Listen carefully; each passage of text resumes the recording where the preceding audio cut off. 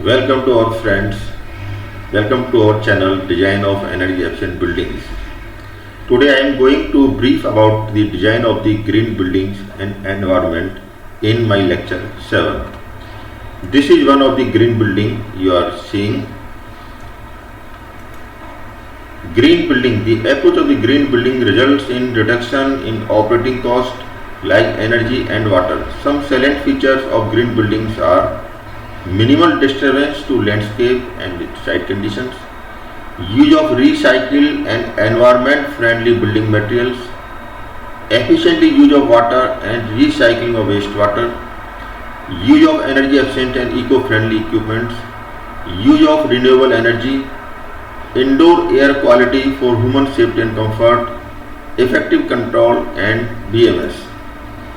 The purpose of green building is sustainable architecture and design, building envelope as building material, use of all 200 mm AAC block having U value of 0.094 BTU per hour per square feet degree Fahrenheit, facade glazing of solar heat gain coefficient having value of 0.25, roof with 20 mm nitrile rubber underdeck insulation with high SRI tiles having U value of 0.143. Use of 20% by cost recycle of the building material as steel, glass, concrete, flooring, tiles. Use of 75% construction wastage at site is diverted from landfill for recycling. Use of top fertile topsoil is stockpiled prior to construction. Window wall ratio having 36%. Fenestration using green aura of U value 0.9 BTU per hour per square feet. Perception and realities. Green building are costlier. Green building are to be air conditioned, take more time, energy efficient, maximum utilization of energy and minimize the wastage, interior light with target of 0.8 watt per square feet. For parking 0.25 watt per square feet, 20% reduction from the S-ray, use of LED and CFL light and use of the BMS to make system energy efficient. Use of the non-conventional energy resources, use of solar and wind etc. Number 5. Indoor environment quality, no smoking at site. Smoking area should be 25 feet away from the main entrance. Eco-friendly use of paints, adhesive for less or no VOC, that is volatile organic compound materials.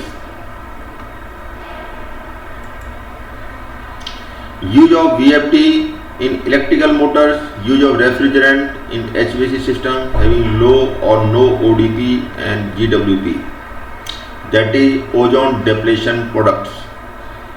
Use of heat recovery wheel, separate bins to collect dry and wet waste and for hazardous wastage like batteries, e-waste and lamps. Ensure minimum 20% of site vegetation, lawn to be restricted, 30% of landscape area, plant 12 tree saplings per acre which should be grown up as full tree within 5 years. Water conservation, so that recycling of wastewater using STP for horticulture, flushing and cooling tower. Irrigation system should have drip and sprinkler system. Use of the water efficient fixtures. Number 1, lavatory fixtures 6 LPM or low at 3 bar pressure. WC dual flush 4.5/3 liter per flow. Kitchen sink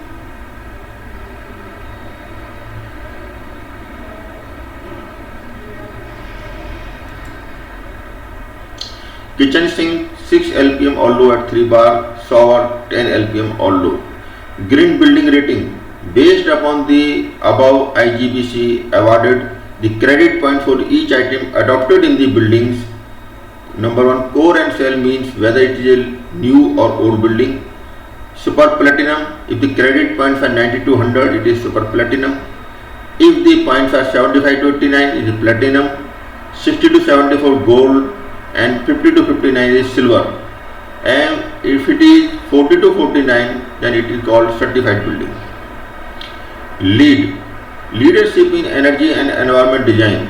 IGBC was constructed in 2007 and it formed Indian lead rating system for the building in India on the same pattern as US GCP, that is US Green Building Congress lead rated system.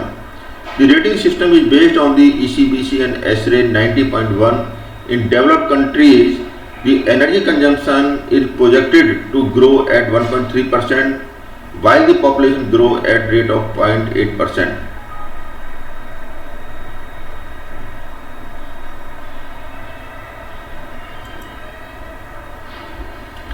In India, population growth rate is 1.3% while energy consumption rate is 4.3%. The construction industry in the country is growing. Commercial buildings are one of the major consumers of energy. If energy efficiency measures are adopted from the design stage, 40 to 50% energy saving can be achieved. The cost incurred for achieving energy efficiency is 5.8% versus conventional design cost, and payback period calculated is 2 to 4 years. A LEED rated building consumes 30 to 50% low energy as compared to conventional building. The design is based on SRAE 90.1 2004. ECBC. The IGBC has two rating programs, LEED India Core and Cell, Wipro Technology and ITC Green Center. The IGBC has two rating programs, LEED India Core and Cell, Wipro Technology and ITC Green. LEED rating building use IPMVP, that is International Performance Measurement and Verification Protocol, to monitor and sustain savings. Proper measurement and verification provide saving as building owners. Key areas to be focused while on design stage.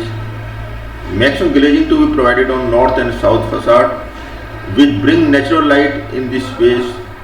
Windows on the west side should be provided with fins to remain shaded at all time and reduce direct solar gain. The wall window ratio provided is 22.5% to maintain fine balance between the heat ingress and daylight harnessing. Design of building envelope: 20 mm stone cladding, 225 mm thick AC block, 25 nitrile rubber insulation, 12 mm thick gypsum board. LEED for the existing buildings. Government has launched ECBC Energy Consumption Building Code. A well-designed green building can bring down the energy consumption of a building from 200 kWh per square meter per year to 120 to 140 kWh per square meter per year, nearly 40%. The LEED India has separate set of guidelines for number 1, new construction, a building constructed by the owner for on use; core and cell, a building which is constructed and leased out. Zero energy building. The term applied to a building with net zero energy consumption and zero carbon emission annually. The design principle is gaining interest as renewable energy means to cut greenhouse carbon emissions. Building use 40% of the total energy. Definition: the net zero site energy use. Using on site renewable energy resources, energy generated including the energy losses during the transmission to the buildings. Net zero emission, known as zero carbon building or zero emission building, so that carbon emission generated from on site from fossil fuels and balanced by the amount of on site renewable energy production. Also emission during the construction of the building. Net zero cost. Cost of purchasing energy is balanced by the income from the sale of electricity to the authority. The benefit of local energy generation is the elimination of transmission and distribution losses, which are 7.4%. From 3 decades, passive solar building design and passive cooling has reduced the energy consumption by 70 to 90% in many locations. Use of the high performance glass. High performance glass is one which reduces the ingress of heat and at the same time allows higher penetration of daylight. Benefit: it can result in saving of energy up to 35 to 40% as compared to conventional glass. Typical payback period vary from 3 to 4 years. It provides access to daylighting which can enhance occupant comfort and productivity. Factors to be considered in glass selection. U value. It indicates the rate of heat flow due to conduction as a result of temperature difference between inside and outside. Lower the U value, lower will be the heat transfer through glass in watt per meter square. Shading coefficient of glazing. Shading coefficient indicates the extent of direct solar heat gain. Lower the shading coefficient, better the glazing in preventing solar heat gain. Shading coefficient. Solar heat gain coefficient divided by the heat gain through 3 mm clear glass. Relative heat gain. Relative heat gain is the combined effect of shading coefficient and U value. The direct heat gain component can be as high as 90% versus 10% for conductive heat gain. Hence, shading coefficient becomes a very vital criteria in the selection of glazing, particularly for tropical climate where solar intensity is high, 600 to 900 watt per square meter. Relative heat gain is equal to direct heat gain plus conductive heat gain equal to the solar intensity plus differential temperature between inside and outside. Visible light transmission of glazing. Visible light transmittance factor determines the visual performance of glazing. Visible light transmittance indicate the percentage of visible portion of the solar spectrum. Higher the visible light transmission, higher will be the light penetration. Visual performance is influenced by several factors like tinting, adding color to glass, and low E coatings. Acoustic performance. The simplest, cheapest, and most effective way to protect against sound is to use thicker glass. For example, in low frequency range, 6 mm glass can reduce up to 28 dB, while 12 mm glass can reduce up to 34 dB. Increasing the air gap between the insulated glass is very effective on sound reduction. Nowadays, normally we use 6 mm thick double glass with 12 mm air gap. This is the glass property and the RG range. Two types of glass generally used: insulated double glass, gas filled glass. This is one of the base building parameters. They are the building complying ECBC norms. And what is the result? External wall. If we are using external wall, 230 mm thick brick work plastered both sides, U value 1.98 watt per square meter degree Kelvin. In case of ECBC, that is 115 mm thick brickwork plus 230 mm air gap plus 50 mm EPS plus 115 mm brickwork plus plaster. U value coming 0.39 watt per square meter degree Kelvin. Saving 186 kilowatt hour per square meter per year. Roof. In case of roof, 150 mm concrete roof slab plus 100 mm brick cover plus roof tiles. 150 mm concrete roof slab plus 100 mm perlite plus 75 mm round pebbles. They are the use of glass, then lighting, HVAC, and use of the VFD, lighting integration. So they are for the base building, they are for the building complying with the ECBC norms, and what is the net result saving. Building performance complying ECBC. Case study. There are few buildings. There is the built-up area. This is power consumptions in normal case. Power consumption is for lead-rated buildings. What is percentage reduction? Percentage reduction and annual energy saving. Typical payback period in recently constructed green buildings. Built-up area, percentage increasing cost, payback period, ratings. Pollution and control. Pollution and environment. Pollution is the accumulation of matter, maybe in the form of solid, liquid or gaseous state, where it is not considered healthy to be present. Basically, the contamination of air, water and soil with the material having adverse effect on human beings, plants and animals is called pollution. Type of pollution. Number 1, air pollution. Number 2, water pollution. Industrial pollution, noise pollution, radioactive pollution, thermal pollution and soil pollution. Air pollution. The air pollution is due to the excessive percentage of gases like carbon monoxide, nitric oxide, nitrogen dioxide, carbon dioxide, sulfur dioxide, sulfur trioxide, ozone and smog. Carbon monoxide, it produced due to the incomplete combustion of carbon due to lack of oxygen. For example, exhaust of automobile contain large percentage of carbon monoxide and unburned carbon particles. Burning of coal inside the room due to the inadequate supply of oxygen convert into carbon monoxide. Smoke of cigarette, water gas and producer gas contain large percentage of carbon monoxide. Toxic effect of carbon monoxide on human being. Oxygen is essential for human life. The air inhaled and exhaled contain 20.93% and 16.96% oxygen.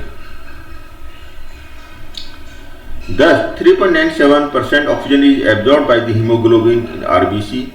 If the air is contaminated having 1000 ppm of carbon monoxide and breathe for 30 minutes, it will render about a quarter of our total RBC of the body incapable of functioning. Inhaling of air contains 1200 ppm, that is 1.2% of carbon monoxide causes death or even paralysis in few hours.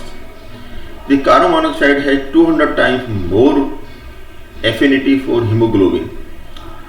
Hemoglobin plus carbon monoxide has become carboxyhemoglobin. The formation of carboxyhemoglobin make hemoglobin unable to take oxygen from the lungs required by the body cells for functioning. This is called oxygen starvation or anoxia. This causes unconsciousness, suffocation, headache and even death. The percentage of carbon monoxide increase beyond 50 ppm. 50 ppm is the limit for carbon monoxide for 8 hours and 400 ppm is the permissible for 15 minutes. Carbon monoxide had 210 times more affinity to react with the hemoglobin in blood than oxygen, hence forms stable compound. It has a density of 14, which is same to vapor density of air, hence rapidly mixed with the air. Ozone, it is a pale blue gas. Its smell is felt when an electrical discharge is passed through the oxygen. It is formed in the upper part of the atmosphere by the action of the sunlight on the oxygen. The stratosphere contains 1 to 5 ppm ozone by volume.